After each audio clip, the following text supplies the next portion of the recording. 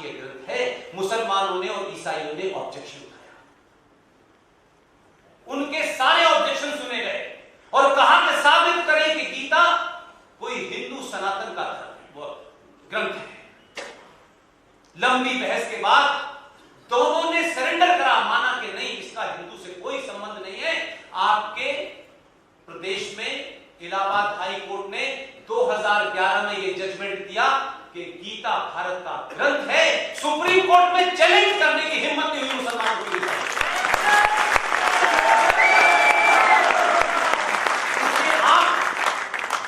मैं तो उस फील्ड का खिलाड़ी नहीं हूं, दो महान लोग बैठे हैं।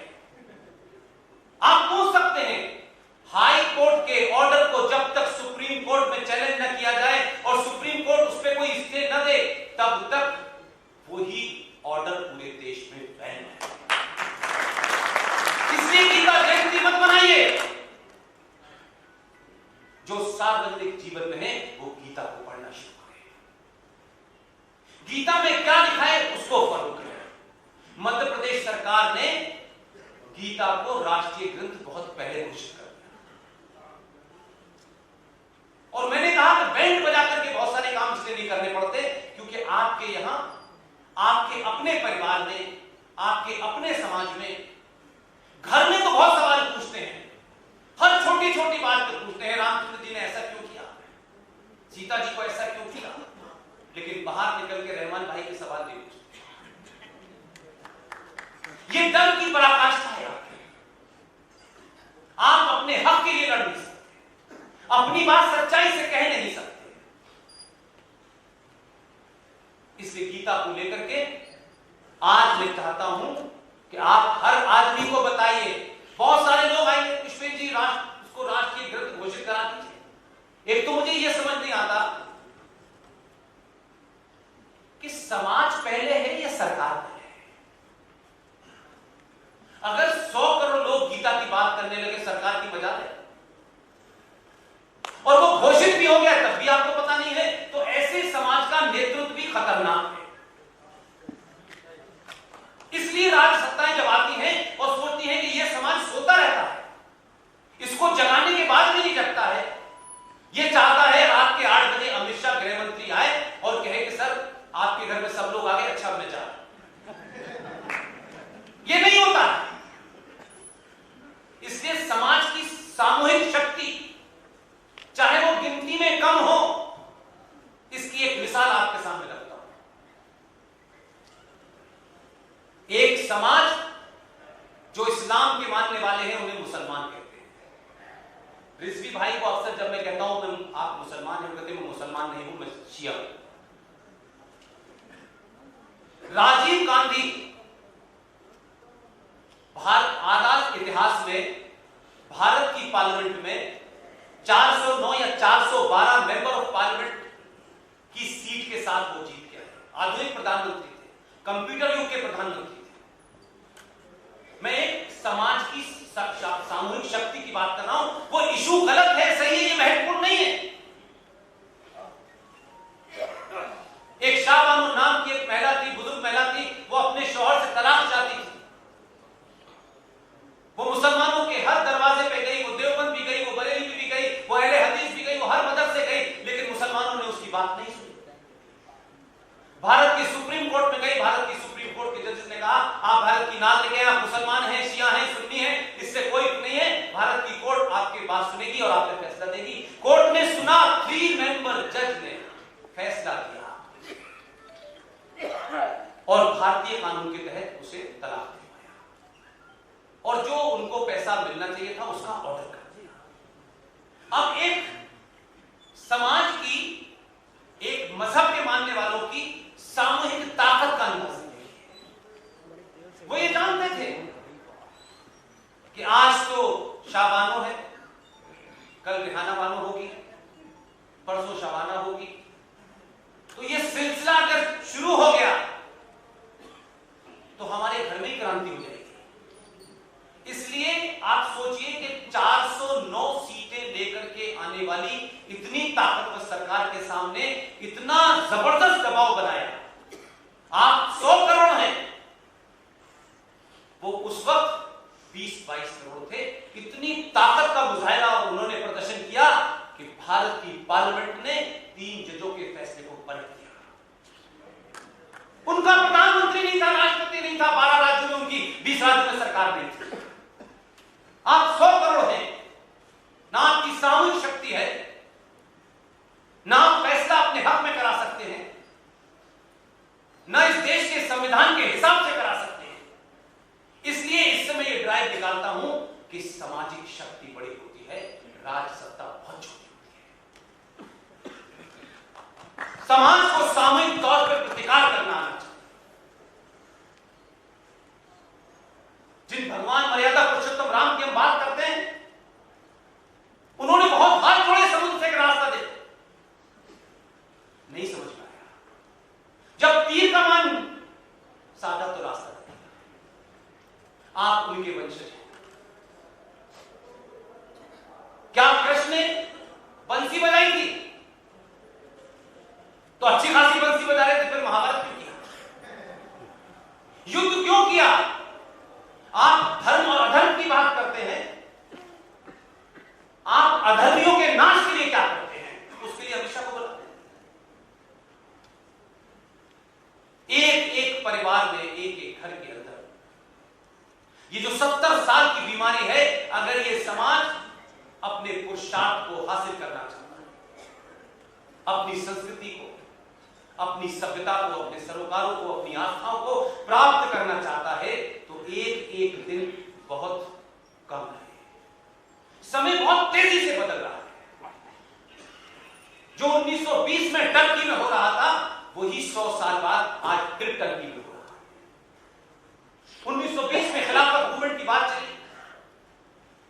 एक महान पिताजी ने कहा कि नहीं, भारत के मुसलमानों को हमें खिलाफत मूवमेंट में, खिलाफत माने खलीफा, खलीफा माने निजाम मोहम्मद, अल्लाह का, मुस्तफा का कानून। भारत के अच्छे खासे मुसलमानों जबरदस्ती में कहा गया कि नहीं, हमें खिलाफत मूवमेंट का सपोर्ट करना है। गांधी जी ने कहा यह, यानी भारत के मुसलमान वहां निजाम मुस्तफा यानी अल्लाह की हुकूमत वाले कानून के साथ खड़े हो। आप 1920 में यह कहते हुए गांधी जी ने कहा कि इससे भारत के मुसलमानों का भारत की स्वतंत्रता आंदोलन में ज्यादा बड़ा योगदान होगा। 1920 में आपने साथ दिया, मात्र 27 साल के अंदर मजहब के नाम पे ये देश बढ़ गया। ये कौन सी मूर्खता थी भाई? और ये बात मैं नहीं कह रहा, ये बात एक किताब है, उस किताब का नाम है अनार्की एंड गांधी। सर सी शंकरन नायर ने लिखी है ये किताब। सर सी शंकरन नायर महाराष्ट्र के अमरावती में जब कांग्रेस का सेशन हो रहा था 1897 में उसकी अध्यक्षता कर रहे थे। बाद में 1908 के अंदर वो मद्रास हाईकोर्ट के जज बने। उस किताब के पेज नंबर 132 अपेंडिक्स 3 पे एनी बेसेंट नाम की एक महिला जो 1917 में कांग्रेस की अध्यक्ष थी, विदेशी थी, भारत की नहीं थी, भारत में रही, उनके बाद में वो यही बनी। उन्होंने एक टॉपिक लिखा है पेज नंबर 132 पे, चैप्टर 3 है, उस चैप्टर का नाम है मालाबार एगोनी, और लिखा है कि गांधी ने क्या कुकर्म किया। और ये किसी आरएसएस और बीजेपी और बजरंग दल के लोगों ने किताब नहीं लिखी, ये सर सी शंकरन नायर ने लिखी है, जो कांग्रेस का अध्यक्ष था। हम नहीं पढ़ना चाहते, एक नहीं है, 20 किताब है। राम मनोहर लोहिया ने किताब लिखी है गिल्टी मैन ऑफ पार्टीशन, पढ़ लीजिए क्या लिखा हुआ है। हम अपना लिखा तो पढ़ते हैं, लेकिन दूसरे का नहीं पढ़ते हैं। आपको इस समाज को किसी के खिलाफ नहीं खड़ा करना है, किसी को गाली नहीं देनी है। गाली आनी चाहिए लेकिन समय पे देनी चाहिए। मैं ये भी नहीं कहता कि गाली नहीं आनी चाहिए, चांटा मारना आना चाहिए, लेकिन कब मारना ये तय आप करें। मैं उस समाज से नहीं आता, एक गाल कर दो, दूसरा गाल कर दो। इतना शुद्ध हो गया ये देश, एक गाल आगे करके दूसरे गाल से, कि दो को भेजा है वो एक साथ दोनों गालों पे मार रहे हैं। हिसाब ही नहीं ले रहे, पूछ ही नहीं रहे। इसलिए धारा 370 का हटना मेरे लिए एक धारा का हटना नहीं है, ये कोई एडमिनिस्ट्रेटिव फैसला नहीं है। इससे कुछ 4-5 लाख हिंदुओं को वहां जो रह रहे थे पिछले 70 साल से दुनिया के सबसे बड़े लोकतंत्र में, जो वोट नहीं दे पा रहे थे, उन्हें वोट देने का अधिकार मिल गया। ये बहुत बड़ी बात नहीं है मेरे लिए, ये बहुत बड़ी बात नहीं है। ये शर्म की बात है कि दुनिया के सबसे बड़े लोकतंत्र के आपके देश के अंदर, आपकी बाउंड्री में 70 साल से 5 लाख लोग रह रहे थे, क्योंकि वो राज इस्लामिक राज बन चुका था। उनका संविधान भी अलग था, उनकी विधानसभा भी अलग थी, वहां सदर रियासत होता था, वहां प्रधानमंत्री होता था। उस राज्य के जो लोग जय भीम और जय भीम के नारे से डरे हुए हैं, उनसे पूछो मक्कारों, झूठों, चोरों, तुम ये बताओ कि तुमने मीम के साथ मिलकर के भीम के साथ क्या किया? 200 वाल्मीकि परिवारों को आपने 57 में शेख साहब ने अपनी गंदगी साफ कराने के लिए बुलाया, वो आज भी थे।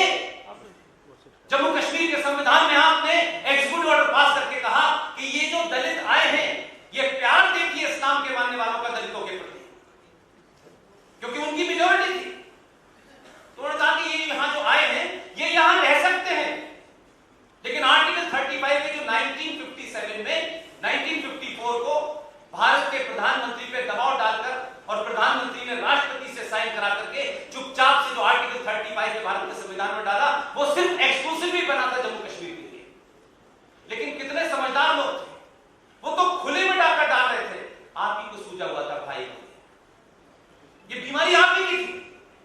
56 दिसंबर में उनके संविधान का ड्राफ्ट बना, 57 में जम्मू कश्मीर का संविधान लागू हो गया, और उन्होंने इस धारा को अपने संविधान में लेते वक्त ये कहा कि हम इसे अपने संविधान में डालेंगे तो, लेकिन ये 1954 में भारत के संविधान में है, लेकिन हम इस धारा का जो क्लॉज है उसका इंप्लीमेंटेशन 1944 से करेंगे, क्योंकि 44 से लेकर 57 तक मीरपुर से लेकर के वो जो इलाके हैं कश्मीर के, पंजाब के, वहां से हिंदुओं को जब भगाया जा रहा था तो वो 54 के बाद आना शुरू हुए। वो जानते थे कि ये जो आए हैं, जो कहते हैं कश्मीरियत, इंसानियत और जमहूरियत और कश्मीरी हम तो भाई भाई हैं, उनके पूर्वजों ने क्या किया? नहीं दिया। 44 से बात का रूल बना दिया कि ये जो हिंदू हैं इन्हें इनको नागरिकता न मिले। वो कोई 4-5 लाख लोग पिछले 70 साल से जम्मू कश्मीर की सड़कों पर रह रहे थे। इस देश के किसी कोने में मैंने लोकतंत्र की दुहाई देने वाले लोग